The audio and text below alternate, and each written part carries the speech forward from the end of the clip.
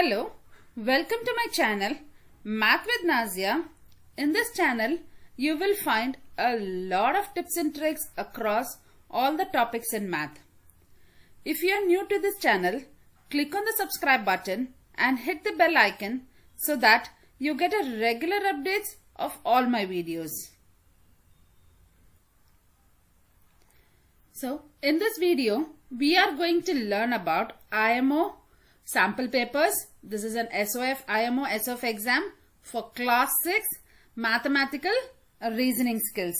I have already made a previous video for logical reasoning skills. You can refer that. The link is given below in the description, or you can simply click the I button which is given above. So the first question for today is, in Parul's garden, there are 25 rows of vegetables. She has 5 more rows of pepper than tomatoes and 2 fewer rows of cucumbers than tomatoes. If Y represents the number of rows of tomatoes in the garden, then which sentence can be used to find how many rows of each vegetable were planted? So, when you read a question like this, you may not understand a question. So, always break the questions into small parts. So, in Parul's garden, there were how many rows? Right, there were 25 rows. So, we know that there were 25 rows. But then there was some equation given. So, she has 5 more rows. She has more rows of peppers than tomatoes. She has 5 rows more of peppers than tomatoes. So when you compare tomatoes and pepper, she has pepper 5 rows extra, but we don't know how much rows she has of tomatoes, right? So now, and another comparison. So now one more thing is given here which you can see is if Y represents the number of tomatoes, right? So Y is representing the number of tomatoes, but here she has 5 rows more of pepper than tomatoes. That is your first statement given. And the second statement which is given is 2 fewer rows of cucumber than tomatoes. So now again she's comparing cucumber and tomatoes. She has 2 rows less for cucumber than tomatoes. So now let's see the working out. Here the options are given, few equations are given. So let's come later to these equations. First let's see what is given to us. So the total number of rows is, total rows, I'll just write it in short form. The total rows is how much? Right, we have 25 rows. And then let tomatoes be X. Let tomatoes be Y. So because they have given Y, so let tomatoes be Y. Now let's see what is given. 5 more rows of pepper than tomato. So for pepper, what will be the equation? For pepper, we can write the equation as Y plus 5 because more. Whenever the word more is given, I can highlight it here. Whenever the word more is given, 5 more, you will add them. So Y plus 5. Now what about cucumbers? In cucumber, what is given? 2 fewer rows. Fewer rows means less rows. Whenever the word fewer is given, it is less. So Y minus 2. So we have formed our equation. So Y minus 2. So now, how will you write a statement? They are told as tomatoes plus pepper plus cucumber is equal to 25. All the things together. In Parul's garden, totally the vegetables are 25 rows. But what have we kept for tomatoes? It is Y. So I will write Y itself. For pepper, what have we got? We have got Y plus 5. So I will write Y plus 5 for pepper. Put it inside a bracket or parenthesis. And then for C, that is for cucumber, we have Y minus 2. So I'll write that here. This is equal to 25. So we have got our equation. Now let's see which is the right option here. As you could see here they have given Y plus 5, Y plus 2. But we have Y minus 2. No, that is not taken. Again, they have added Y. So the first equation is not right. Now let's see the second equation. They have given Y plus 5 and Y. But Y minus 2 is missing. So no. Now let's see the third option. Here it is given Y plus 5 and Y minus 2. Here they have given pepper and cucumber. But what about tomatoes? They have not given tomatoes. So The C option is also not right. Now let's see the option number D. What is given here? Y plus 5, y minus 2 and y. We have all the three things. We have y plus 5, y minus 2, which is equal to 25. So our right answer is the D option. So isn't it easy to solve when we break down the word problems? I hope this method is easy for you to understand. If you found this video interesting, click on the subscribe button and click on the bell icon so that you get a regular updates of all my videos. And if you liked the video, do click on the like button. Now, let's see the second question for today, which is subtract 29.375 from the sum of 85.75 and 5.9. So this is our question and the options are given. So what has been told? We have to subtract 29.375 from the sum of. So whenever the word sum is there, we have to add from the sum of these two. So let's split the question. We have to subtract this number from which number? The sum of 85.75 and 5.9. So let's do the second half first. First we have to sum up. Sum up means we have to add them. So 85.75 plus 5.9. So this is the way you write the bottom number. You can't write 5 below 8, or you can't write number 9 below the 5. So you have to write it in this way and add it up. So when you add it up, so there is nothing here. So we put a 0 here. Since there is nothing, we can put a 0. We can put a 0 in decimal after numbers. Right side you can put any number of zeros. The number value wouldn't change. You can't put it before 0. You can't write it as 5.09. So you have to write it as only 5.9, and after that you can add any number of zeros.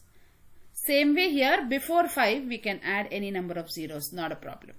So now when you add this, we get 5. 9 plus 7 is 16.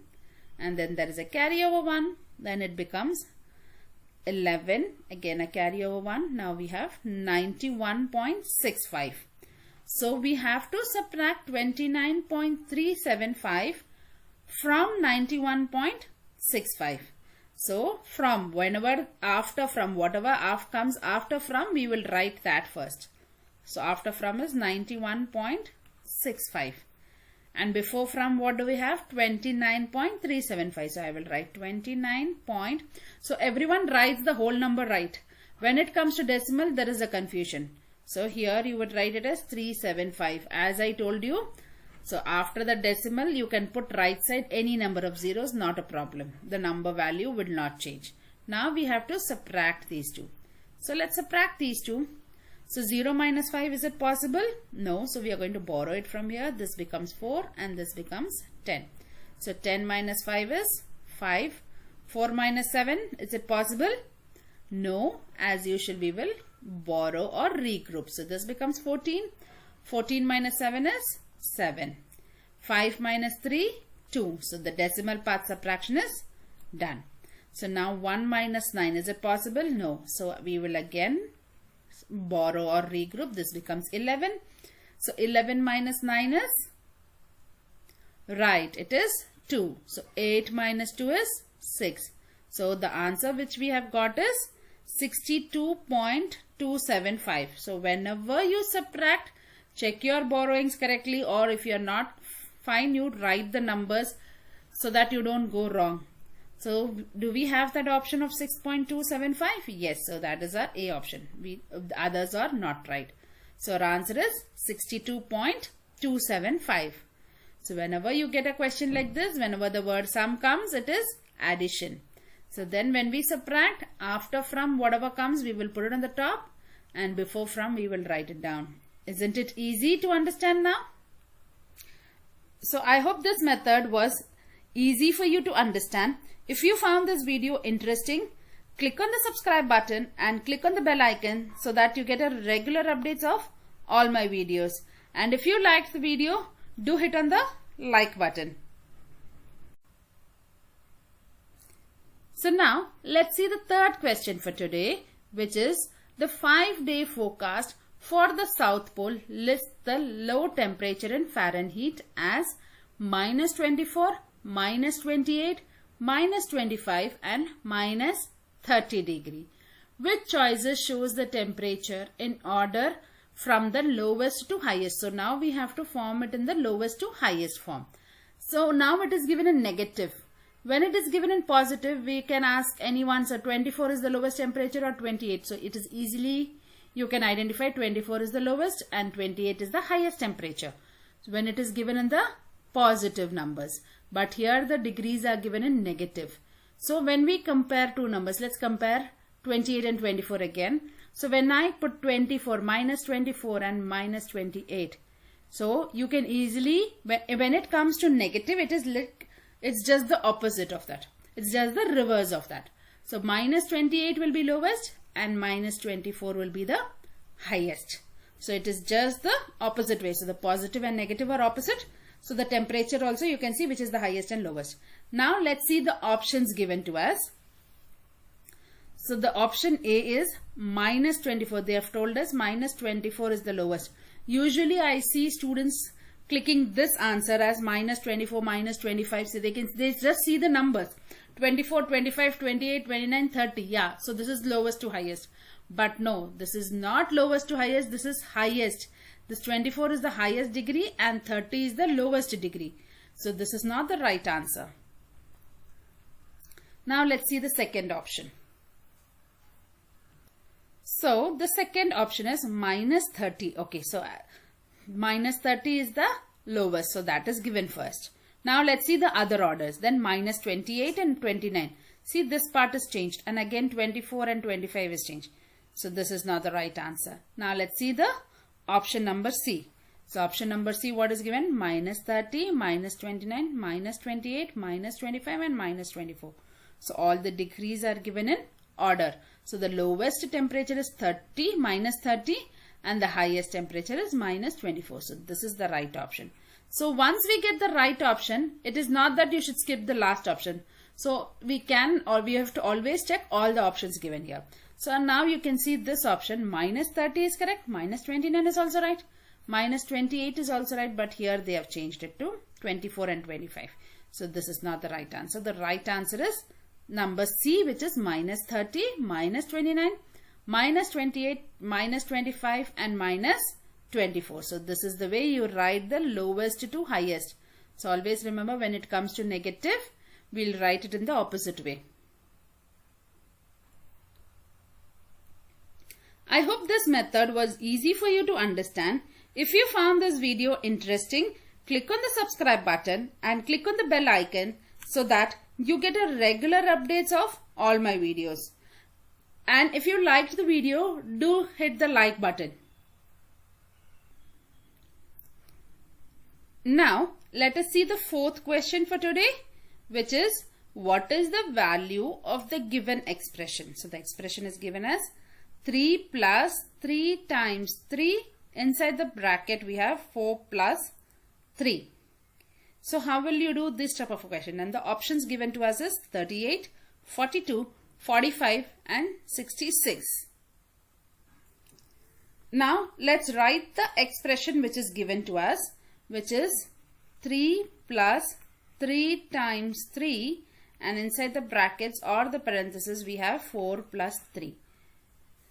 So here we have to use our BODMAS system. BODMAS. I have already explained in my previous video how to use the BODMAS system or the PAIDMAS. Both are same. How to use this system.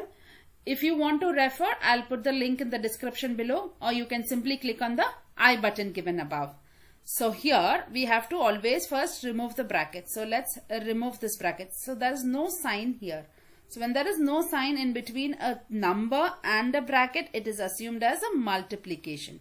So here this becomes 3 plus 3 times 3 and 4 plus 3 is 7. So this also becomes 7.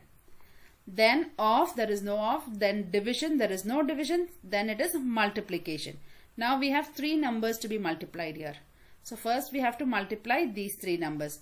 Usually what students do is they add up 3 plus 3, 6, and then multiply 6 with 3 and then with 7. No, that is not the right way.